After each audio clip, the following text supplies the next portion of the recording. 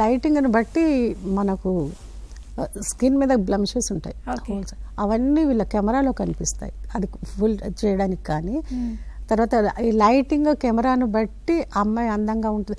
ఒక్కొక్కసారి చాలా ఫేర్గా ఉన్న అమ్మాయిని తీసుకెళ్ళి కెమెరా ముందు నిలబెట్టండి, చాలా ఫ్లాట్గా ఉంటుంది.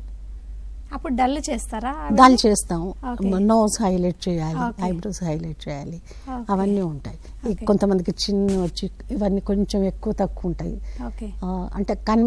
అంటే చూసే వాళ్ళకి కనిపించదు, కానీ కెమెరాలో అవుట్పుట్ ఎలా వస్తుందంటే మనం చిన్ కట్ చేయడం కానీ చిక్ హైలైట్ చేయడం కానీ కొంతమందికి ఎత్తు ఉంటుంది, అది డల్ తగ్గించాలి.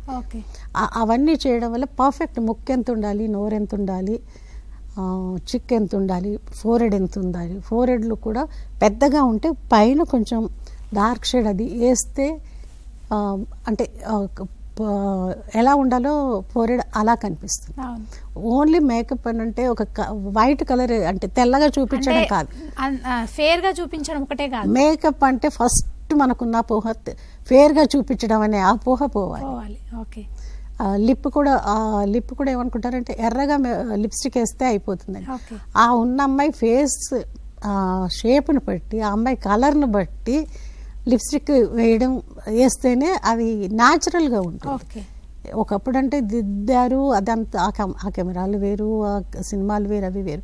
ఇప్పుడు ఏంటంటే న్యాచురల్గా ఉండాలి, అట్ ద సేమ్ టైం అందంగా ఉండాలి.